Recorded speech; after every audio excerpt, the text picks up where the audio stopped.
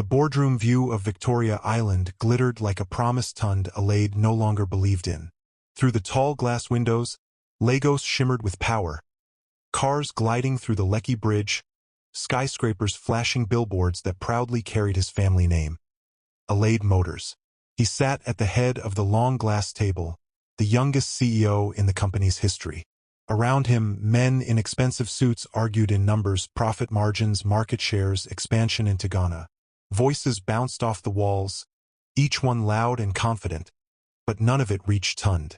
He only saw their lips move, their hands wave, their ambition burn, and yet everything felt hollow. His father's portrait loomed above the room, watching like a silent judge. Chief Adewale Alade, a man whose handshake could close million-naira deals, whose discipline built a company out of imported engines and sheer grit. To the world, he was a legend. To Tund, he was a ghost he could never outrun. And in the back of Tund's mind, his mother's final words echoed like an unfinished melody. Build something that makes people breathe easier, not just richer. He hadn't understood it then. He wasn't sure he did now. When the meeting ended, he removed his tie and sat alone as the city lights blinked below. It was his birthday, his 30th, but he felt older than ever. Somewhere between the expectations and the headlines, he had misplaced his peace. That night, Tund made a choice. Not the kind written in corporate memos, but the kind that rewrote destinies. He left his penthouse keys on the table, took a gray sweatshirt, a worn baseball cap, and a little cash, just enough to survive for a week. The next morning, before the sun burned through the haze, he dismissed his driver at a fuel station in Surulere. "I'll take a walk," he said simply. The man looked confused but didn't argue. By the time he crossed into Ojulegba, Lagos had woken up. The air smelled of diesel and roasted corn. Danfos honked like impatient animals. Traders shouted, children laughed, and bus conductors hung halfway out of moving vehicles, slapping their palms against metal doors. It was loud, chaotic, alive. For the first time in years, Tund felt something real. No cameras, no board, no one calling him sir. Just life raw, unfiltered. As he walked deeper into the streets, he passed mechanics working under trees, oil-stained apprentices hammering away at rusty parts. Under a faded blue sign that read Musa and Sons Auto Repair, he stopped. Sparks flew from a welding torch, painting orange light across the dusty workshop. An old man looked up through thick safety goggles, his eyes sharp but kind. "You need work or you need help?" the man asked, wiping his hands on a rag. Tund hesitated. His voice felt strange and used to honesty. "Both," he said finally. "Name's Tund." The old man studied him. His clean hands, his careful words, the way his eyes darted around like someone new to grease and grime. The man said. "I'm Baba Musa. Sweep first, talk after." And that was it. No handshakes, no paperwork, no questions about where he came from. Just a broom, a floor, and a chance. Tund picked it up without a word. The dust rose around him, catching in the morning light. As he swept, the noise of the city seemed to change. Softer now, like a gearbox finding a kinder gear. For the first time in a long while, the billionaire didn't feel like one. He just felt human. And somewhere inside him, beneath the layers of pride and pressure, something began to breathe again. By morning, Greece had painted Tund's hands into a new identity. The billionaire who once signed million-naira contracts was now the new apprentice at Musa and Sons Auto Repair. His first lesson wasn't in engines or oil, it was in humility. He swept the floor again, not because it was dirty, but because Baba Musa had said, "A clean space gives a clean mind." Then he stood quietly, watching how the others worked. Young men with rolled-up sleeves and stained overalls, laughing and arguing as they fixed everything from battered Danfos to sleek sedans whose owners refused to throw them away. First, Tund was awkward. He didn't know how to hold a wrench properly or tell one engine sound from another. But he learned fast, not from manuals or meetings but from listening. He learned torque not from textbooks but from the stubborn groan of a rusty bolt. He learned to hear a misfiring Corolla like it was coughing out its pain. He learned to listen to a trembling tricycle like a child with fever. Every sound had a meaning. Every vibration was a cry for help. Cars talk, Baba Musa said one afternoon, handing him a spanner. People too. But cars don't lie. When they're broken, they'll tell you. You just have to listen long enough. That line stayed with Tund. It reminded him of his old life. The fancy boardroom, the smiling faces, the fake handshakes. Everyone had lied in their own way. But here, surrounded by noise and sweat, truth lived in sound and effort. There was a rhythm in the workshop one Tund came to love. The clack of spanners on metal, the low hum of a battery charger, the hiss of air escaping a puncture line, and somewhere in between, the laughter of apprentices teasing one another. It became music to him, the kind that healed instead of drained. At noon, while the heat pressed down on the corrugated roof, a woman in a faded Ankara dress appeared at the entrance, pushing a broken scooter. Sweat glistened on her forehead, and her voice trembled as she spoke. "Please, I beg, if you can just make it move," she said, trying to catch her breath. "It's how I deliver food to the stalls." Beside her stood a small boy, maybe 7 years old, holding her handbag carefully with both hands, as if guarding treasure. His eyes darted around, curious and alert. Baba Musa looked at Tund and jerked his chin. "New boy, test your ears." A few of the apprentices snickered. "Let's see if Oga small boy sabi repair anything." One of them murmured, but Tund ignored them. He crouched beside the scooter, turned the wheel gently, and listened. A soft metallic clink answered back. Chain problem. The tension was off. Simple. "It will run," he said quietly, confidence replacing doubt. He tightened the chain, adjusted the pedal, and wiped his hands. When he turned the ignition, the scooter coughed, then purred softly, like a cat that had been forgiven. The woman's face lit up. "Ah, it's working!" she exclaimed, her voice breaking into a laugh. She turned to Tund, smiling through exhaustion. "I'm Simi. This is my son, Femi. Thank you, my brother. You just saved my day." Tund smiled shyly. "No problem, ma. Just be careful with the chain next time." Femi grinned up at him. "You fixed it fast. Are you a real mechanic?" The question made Tund laugh softly. "I'm learning," he said. Baba Musa, watching from his stool, nodded in quiet approval. "You're learning fast," he said, chewing on a toothpick. "Keep listening. Tools have their own language. So do people like her." As Simi mounted her scooter, she waved. "God bless you, all of you." The engine buzzed smoothly as she and her son disappeared into the sunlight. The laughter that followed her echoed in Tund's chest, light, free, and strangely healing. He stood for a moment, wiping his hands on a rag. Around him, the workshop went back to its usual rhythm. Metal clinking, air hissing, men shouting directions. But everything felt different, because for the first time, Tund wasn't just fixing something broken. He was becoming something whole. And as the afternoon breeze swept in through the open gate, carrying the faint sound of Simi's scooter disappearing into the city, Tund realized that sometimes, the smallest repairs fix more than machines. They fix people too. In a city that never stopped talking, silence was suspicious. So when people began to notice a tall, quiet young man working at Musa and Son's auto repair, curiosity followed him like exhaust smoke. Within weeks, everyone in Ojulegba had a version of the same story. The new mechanic doesn't talk much, but his hands work magic. He fixed my generator in 5 minutes. He didn't even collect money when I told him my baby was sick. No one knew his last name and no one asked. In Lagos, survival came before biography. Tund had become a rhythm in the neighborhood. Every morning, he rolled up the workshop doors with Baba Musa and wiped the tools clean before the first Danfo driver honked his way in. His shirts were always the same, gray, worn, and stained with oil. But his smile had grown easier. He charged fairly, sometimes not at all, especially when he saw tired mothers with crying babies or students whose tricycles had broken down on their way to an exam. To some, he was a mystery. To others, he was simply one of them. By night, however, the mystery deepened. After everyone had gone home, Tund would lie on a thin mattress tucked behind a shelf of filters and spare parts. His only lamp was the dim glow of his phone. Notifications buzzed like mosquitoes, messages from his lawyer, board members, and even his father's old friend from the bank. Subject: urgent. Shareholders demand explanation. Subject: where are you?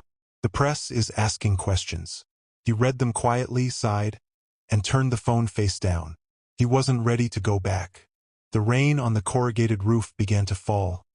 Gentle at first, then harder, drumming out a lullaby that money could never buy. The sound was pure, real, honest.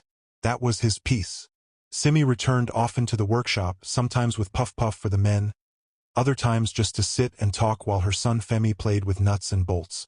She told stories about her food business, the late deliveries, the customers who owed her, the dream she had of owning a small restaurant one day. "You do well," Tund told her once. "You have a good heart. People can taste that." Simi laughed, brushing a curl from her face.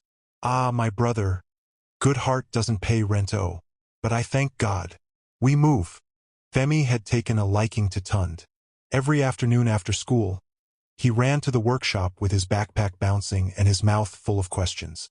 "Uncle Tund, why do brakes squeal?" "Because they're begging for attention," Tund replied, grinning. "And why do people fight?" Tund paused, tightening a screw. "Because they forget they need each other." Femi nodded seriously, as if that explained the whole world.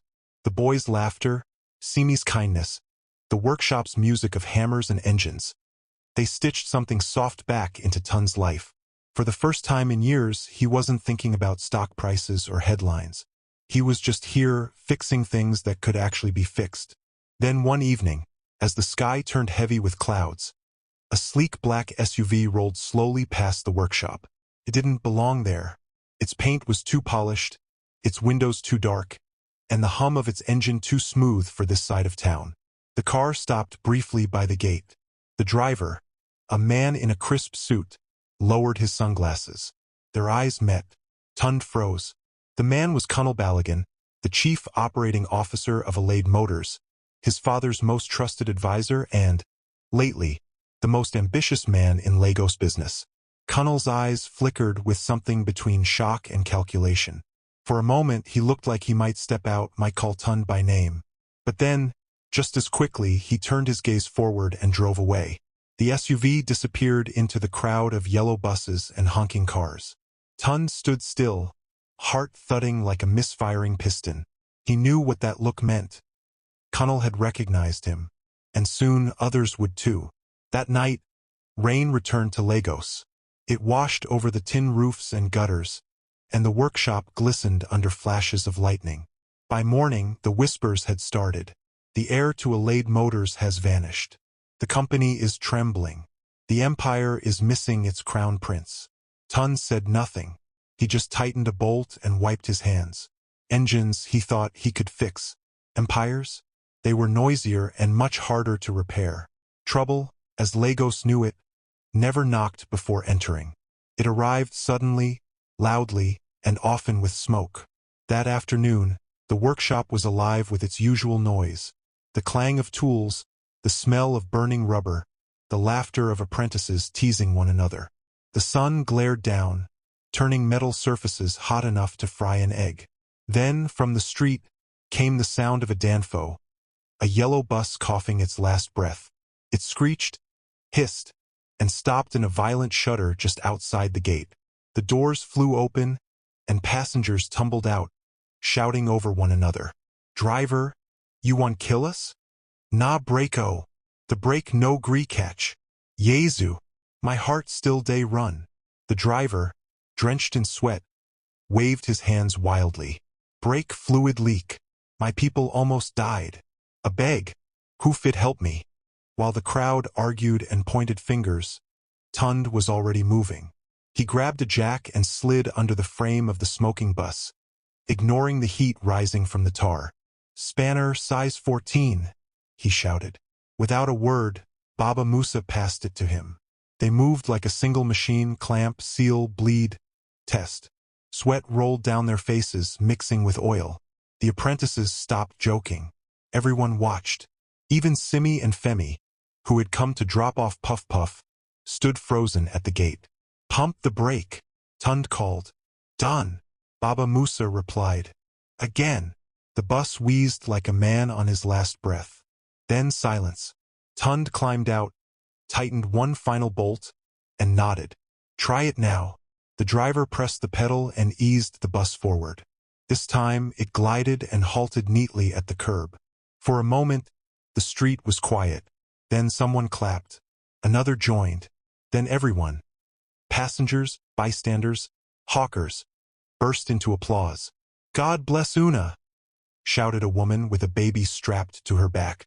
"Nah, true mechanic be this," another man laughed. A preacher in the crowd began to pray loudly, thanking God for mercy, while a water seller seized the chance to raise his tray and shout, "Pure water, 50 naira." Amid the noise, an old woman walked up slowly and touched Tund's arm. Her palms were rough and trembling. "God bless these hands," she whispered. Tund froze, her words cutting through the chaos. For the first time in a long while, someone wasn't blessing his money or his name, just his hands. By evening, calm returned. The workshop smelled of petrol, dust, and victory. Baba Musa sat back on his stool, chewing a toothpick and watching his new apprentice with quiet pride. "You did good," he said. "We did good," Tund replied. When night came, Simi returned carrying a small blue cooler. The smell of jollof rice filled the workshop like music. "You people worked hard today," she said, smiling. "You must eat." The men gathered around, each taking a plate. Femi sat beside Tund, his mouth smeared with stew, talking about how the bus almost caught fire and how Uncle Tund saved the day. Halfway through his story, the boy yawned, curled up on a tire, and fell asleep. Tund found himself staring at him, the boy's small chest rising and falling, the faint sound of his breathing. In that moment, it felt like proof that the world could still be gentle, even after all its noise. Simi's voice broke the silence. "Who were you before this, Tund?" He looked at his hands, still darkened with grease, still trembling from adrenaline. "A man who forgot what things cost," he said softly. "And now?" she asked. He smiled faintly. "A man learning their price." Simi didn't press further. She simply nodded and offered him another spoonful of rice. The rain began to fall lightly outside, tapping against the tin roof like a heartbeat. Across town, however, another kind of storm was brewing. In a dimly lit private bar on Victoria Island, Colonel Balogun swirled a glass of whiskey and leaned back in his chair. Around him sat a circle of men, investors, board members, and the kind of friends who only appear when the tide turns. "The prince has fled," Colonel said smoothly, his voice laced with satisfaction. "The board is panicking, the media speculating, and Allied Motors needs direction. Soon, the kingdom will be mine." Laughter rippled through the group, but Colonel's smile didn't reach his eyes. Deep down, he knew one thing about Tund Allied: the man didn't run forever. And when he returned, he wouldn't come back as the Prince of Allied Motors. He'd come back as something far more dangerous, a man who had learned the true language of sweat and steel. A week passed since the Danfo incident, and Ojulegba had already made Tund its hero. Mechanics hailed him, customers praised him, and Simi made sure he never skipped a meal. But while the days were busy with laughter and work, the nights remained heavy. Sometimes, when the workshop grew quiet and Femi had gone home, Tund would stare at his phone, at all the unread messages from Allied Motors, board emails, legal alerts, news updates. The world he'd left behind hadn't stopped moving. It was still spinning without him. And deep down, a question kept knocking at his chest. What has Colonel done in my absence? So one Wednesday morning, he decided to find out. He borrowed a motorcycle and rode across the third mainland bridge into the heart of Lagos mainland. Cap pulled low, clothes streaked with oil and dust. To anyone who looked twice, he was just another mechanic on an errand, invisible, ordinary, safe. When he reached the Allied Motors showroom, it gleamed like another planet.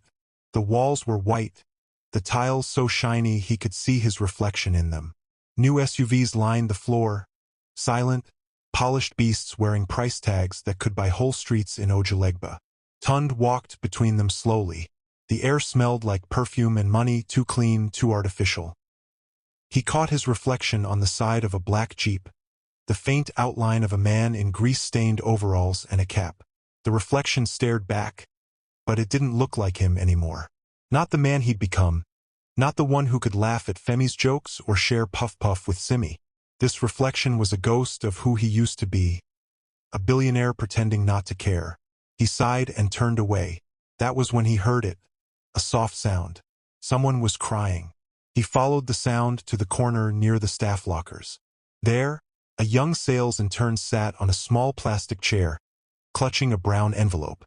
Her makeup had run, and her hands shook as she whispered to herself. "Miss," Tund said gently. She flinched, then tried to wipe her tears. "Sir, I'm sorry. I'll return it. I promise." "Return what?" he asked quietly. She handed him the envelope. Inside was her payslip. Her eyes darted nervously.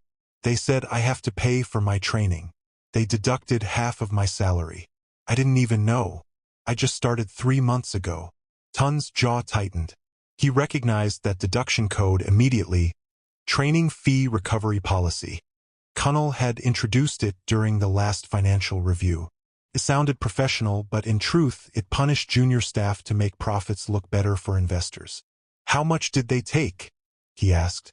28,000, she whispered. "Sir, I swear I didn't do anything wrong." He looked at her, probably not older than 21, trying to survive in a city that chewed and spat out dreamers daily. "Come tomorrow," he said finally, reaching into his pocket. He pressed some money into her hand. Far more than she'd lost. "Sir, I can't. It's a loan," he interrupted softly. "The interest is your smile." She blinked, startled, then laughed through her tears.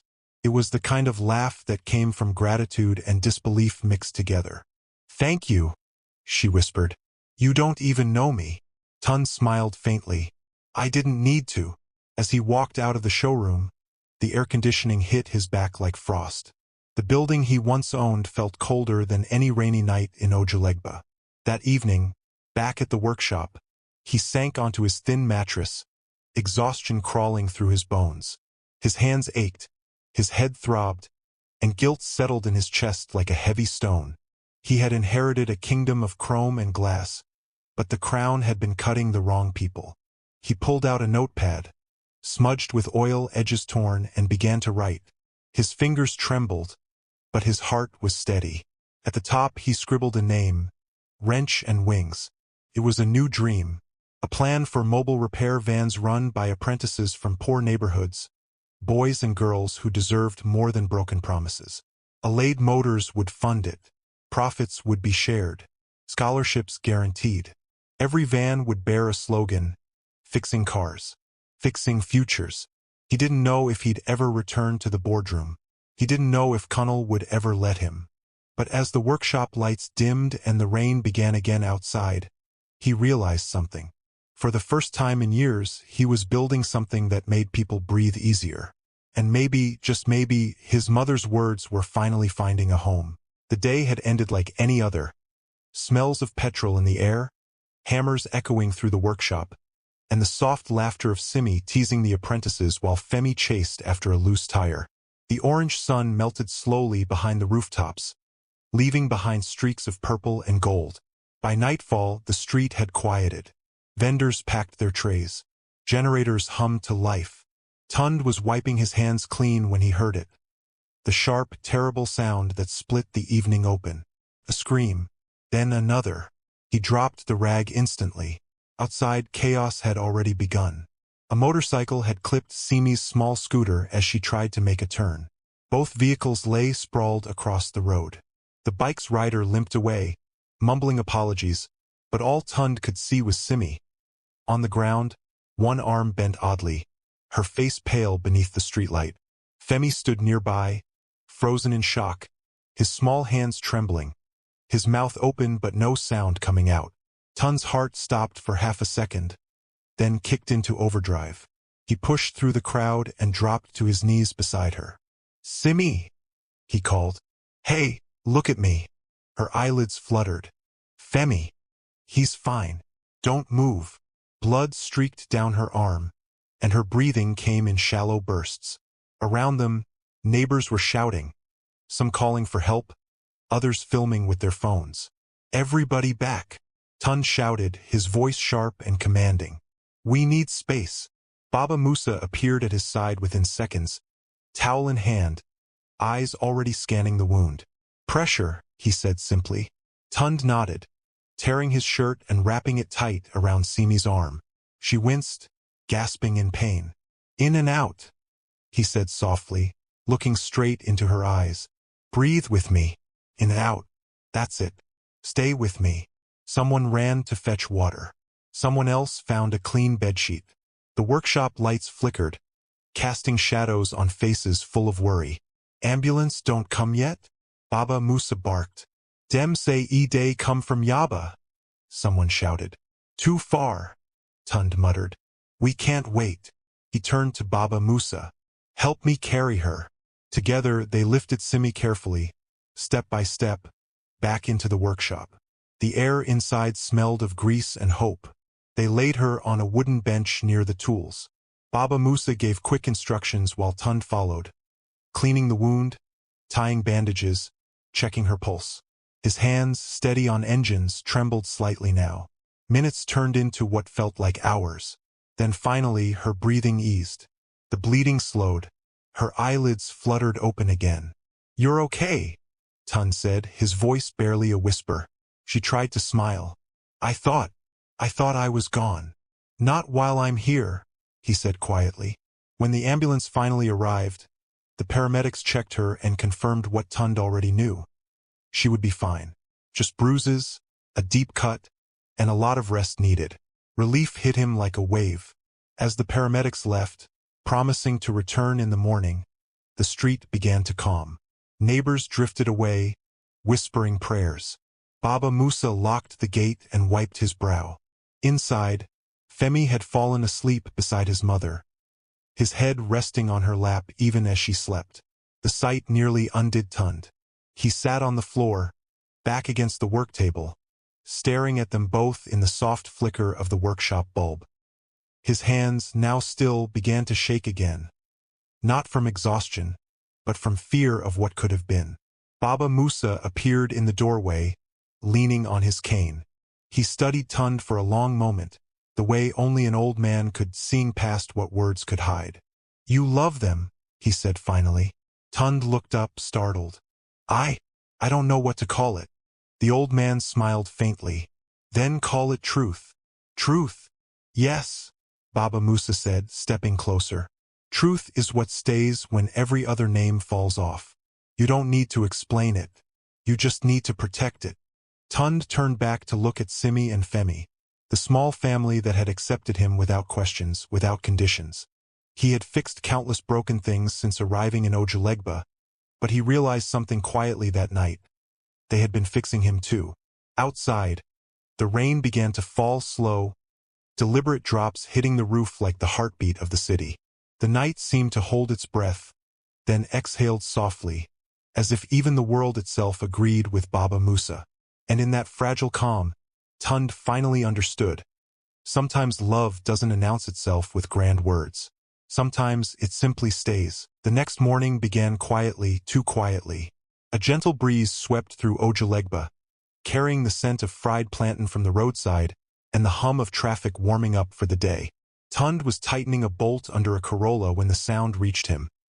A deep, commanding rumble that didn't belong. Engines. Expensive ones. Within seconds, a sleek black convoy rolled to a stop in front of Musa and Son's Auto Repair. 3 SUVs, dark windows, chrome rims that reflected sunlight like knives. The neighborhood froze. Traders stopped mid-sale, apprentices lowered their tools, and even the air seemed to hold its breath. From the first car stepped men in suits, tall, broad, and out of place. Their shoes gleamed too bright for the dusty street. And then, from the middle SUV, Colonel Balogun emerged. every inch the corporate predator in a tailored navy suit and gold cufflinks. He scanned the workshop slowly, his eyes landing on Tund. A smile, cold, victorious, crept across his face. "Good morning, Tund," he said smoothly. Then, with a cruel pause, "Or shall I say, Mr. Alade?" The name sliced through the air. Every head turned. Whispers rippled through the crowd. "Mr. Alade? As in, Alade Motors?" Connell gestured to the men behind him, who began pulling out cameras and microphones. "Smile for the city, Tund. The press is watching. Lagos loves a good scandal." Phones lifted instantly.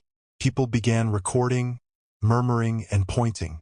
Tund stood slowly, dust on his overalls, cap still on, heart pounding like a misfiring engine. Simi appeared at the door, pale but standing, one arm still bandaged. Femi clung to her dress, confused by the tension. Her eyes found Tund's, searching, pleading for sense. "You lied." Her voice trembled. He opened his mouth, but no words came. He swallowed hard, then finally said, "I didn't lie, Simi. I hid from a life that made me deaf to everything that mattered." Connell chuckled, loud enough for the cameras. How poetic. The runaway billionaire who wanted to find himself. "Tell me, Tund, how does it feel fixing tricycles while your company bleeds?" The crowd gasped softly. Baba Musa stepped forward, his hands smeared with grease, his expression calm but firm. "He did not play mechanic," he said. "He worked harder than most who call themselves men." Connell's jaw tightened. "Stay out of this, old man." But Baba Musa didn't move. "Respect is not bought in showrooms, sir. It is earned in sweat." Tund looked between them, the mentor who had given him purpose and the man who had corrupted his father's dream. The cameras kept flashing, recording every breath, every look. He turned to Simi again. Her face was pale, her eyes wide with hurt. "You had everything," she whispered. "Why come here?" "Because," Tund said quietly, "I wanted to learn what enough feels like. I wanted to be useful, not just wealthy." A murmur rose in the crowd. Some nodded. Others simply watched, phones still raised. Connell sneered. "And what did you learn, Mr. Mechanic? That sympathy can't fix a balance sheet? That your little street friends can't save Alade Motors?" He pulled a document from his folder. "You've missed 3 board meetings. Investors are nervous. Sign the transfer papers, and I'll stabilize the company before it collapses completely." He held the pen out like a weapon.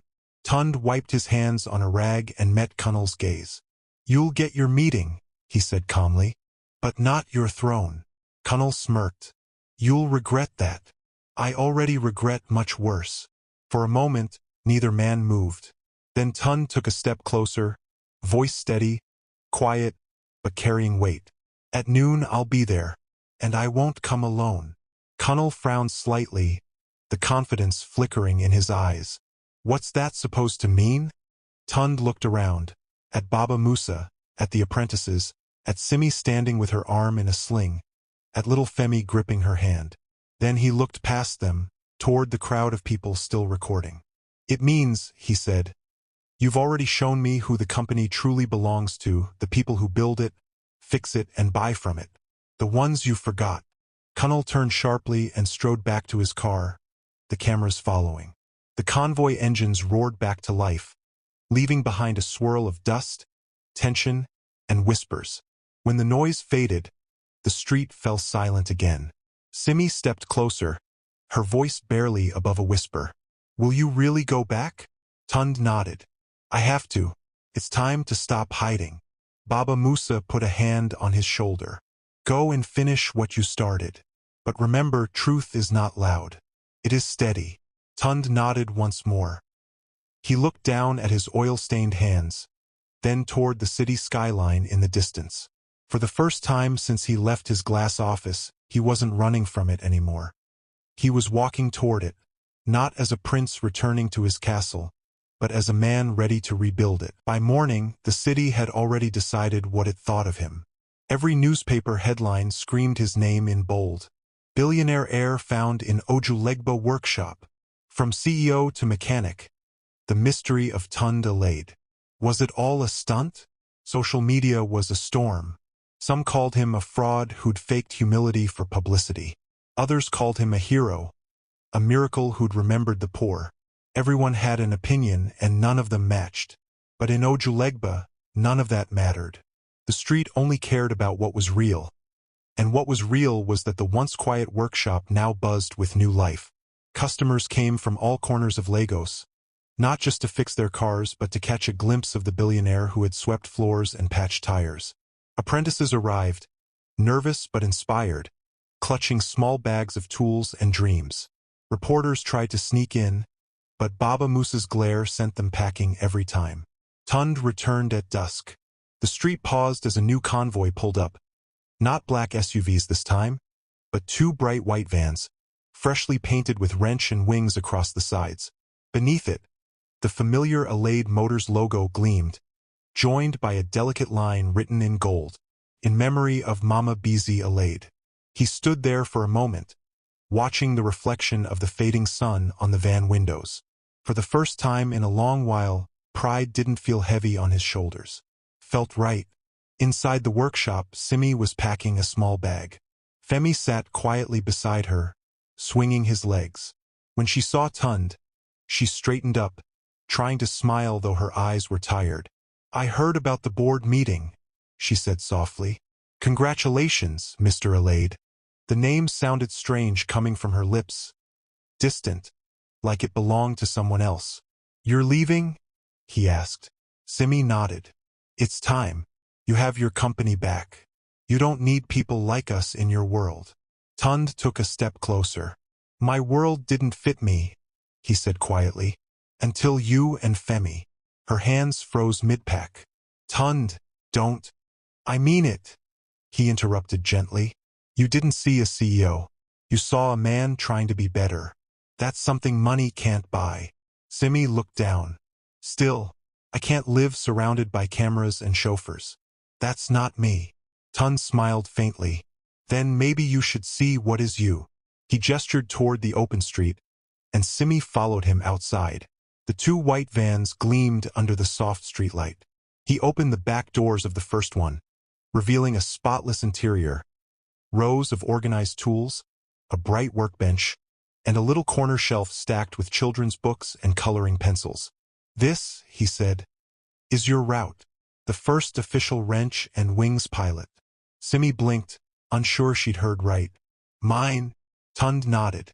"You'll manage operations. You'll fix cars, teach apprentices, and lead the women's training program. Full health cover, profit sharing, and when Femi is ready, a scholarship all the way to university." She covered her mouth, shaking her head in disbelief. "Why me?" "Because," he said softly, "you never asked for anything you didn't also give. You helped people even when you had nothing to spare. That's the kind of person who should lead." Her eyes filled with tears. "Tund, I don't know what to say." He smiled. "Say yes, or at least say you'll think about it." Simi let out a shaky laugh, brushing at her cheeks. "Fine, but on one condition." "Name it." "You'll still eat the jollof I bring every Friday." He chuckled, a sound that felt warm and free. "Deal." Behind them, Baba Musa watched quietly, arms crossed, pride shining through his wrinkles. "You see," he said, "engines are not the only things that can start again." Simi turned to him, smiling. "You always talk in riddles, Baba." "Not riddles," he said, pointing at Tund. "Repairs." The night deepened, the street alive again with music and laughter.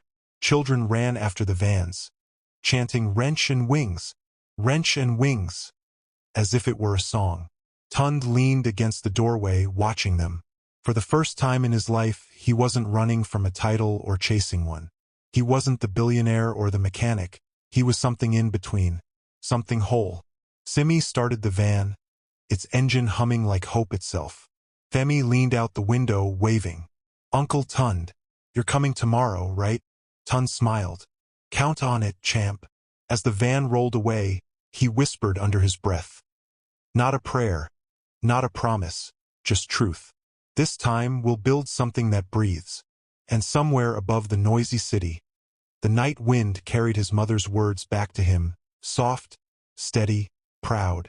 Build something that makes people breathe easier, not just richer. The boardroom of Alade Motors had never felt so small. The scent of polished mahogany and cologne hung thick in the air, but underneath it, something else lingered, the smell of fear. Old, quiet fear. Outside, cameras clicked.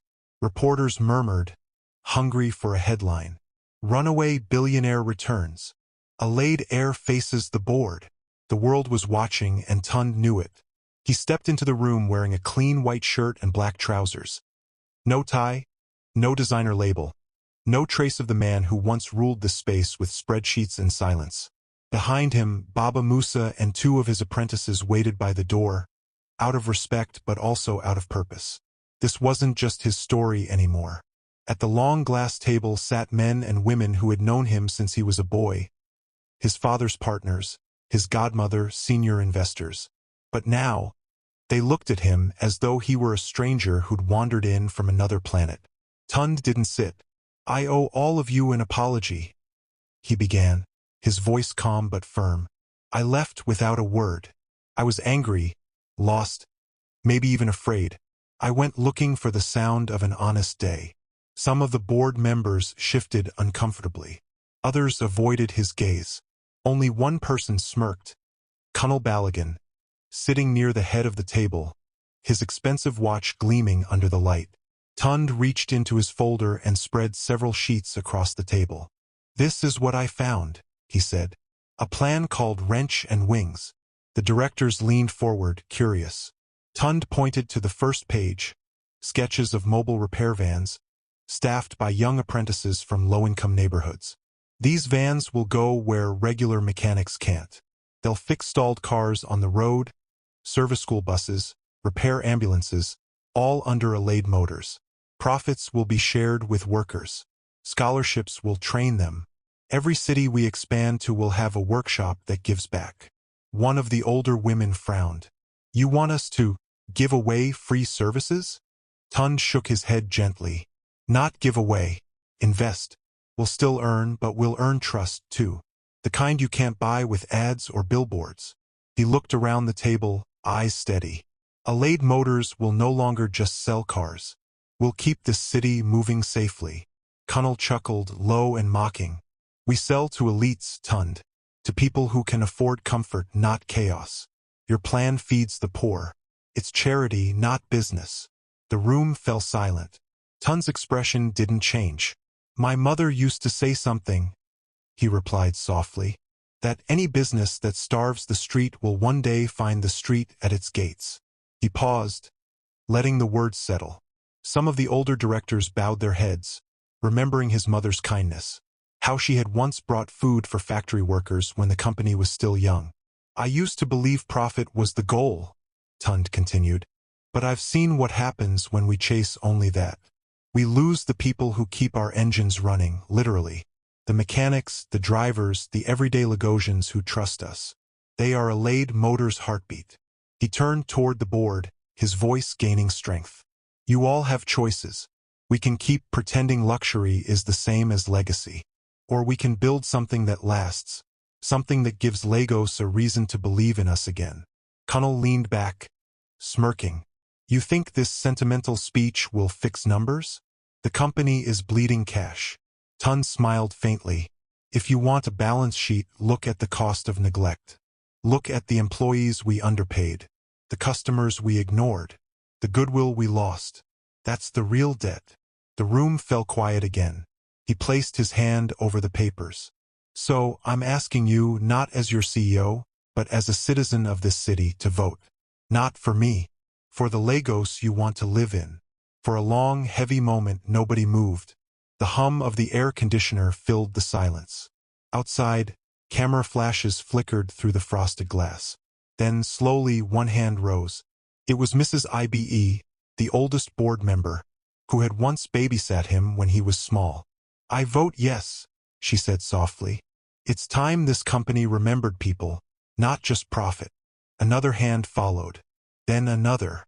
One by one, palms lifted, steady, certain, hopeful. Connell's smile faltered. He looked around, realizing his grip was slipping. Tund exhaled, a long breath he didn't know he'd been holding. He glanced toward the door, where Baba Musa gave him a small nod. The kind that meant, "You did well, my boy." Outside, the cameras flashed brighter as Tund stepped out. But inside that boardroom, something far more powerful had lit up. Not fame, not money, but permission. Permission to rebuild. Permission to lead differently.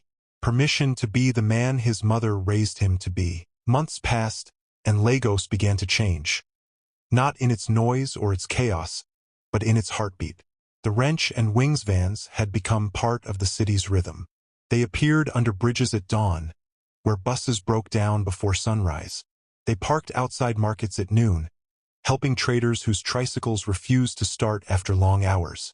They waited near schools at closing time, fixing teachers' cars so they could get home before dark. People started saying with pride, "If your car fails near Ojalegba, your luck is good." Each van carried a small motto painted in gold beneath the logo. Fixing cars. Fixing futures. Tund no longer needed headlines. He saw his success in the small things, the laughter of apprentices learning their first repair, the joy of mothers who didn't have to beg mechanics for fair prices, the simple peace of knowing his work meant something. On one especially hot afternoon, the city gathered for something bigger, the grand opening of the Alade Academy of Street Engineering, the first school of its kind. The building wasn't fancy, but it was alive. Walls smelling of new paint and engine oil, a workshop buzzing behind the classrooms, banners that read education in motion. The graduates lined up proudly, young men and women wearing blue overalls under their graduation gowns, oil stains like medals on their sleeves. At the front stood Tund, beside Baba Musa, whose eyes glistened with quiet pride. "You see," Baba Musa said softly, his voice thick with emotion. "When you listen to an engine long enough, it teaches you patience. When you listen to people, it teaches you love." Tund smiled. "You taught me both." Cameras flashed, the press waiting for his speech. Somewhere in the crowd, journalists whispered about Kunal Balagan, once the feared COO of Alade Motors, now gone without ceremony. His empire of shortcuts had finally collapsed under the weight of investigations. He had left Lagos quietly, without a farewell. But today wasn't about those who fell. It was about those who rose. As the ceremony began, Simi appeared from the crowd, Femi walking proudly beside her. His chest puffed out in a small blue uniform labeled Junior Apprentice. His hands were still clean, but his eyes sparkled with curiosity. Simi smiled as she approached. "You look nervous," she teased. Tund chuckled. "Only because you're here to judge my speech." She handed him a bottle of cold water, condensation running down the plastic. When their fingers brushed, something passed between them. Quieter than love, steadier than destiny. It was choice. The choice to stay, to build, to keep breathing together. As the ribbon was cut, applause filled the courtyard. Tund stepped up to the small podium, his voice carried by the wind and the noise of distant traffic. "Engines breathe when air moves freely," he began. "Cities breathe when love moves freely.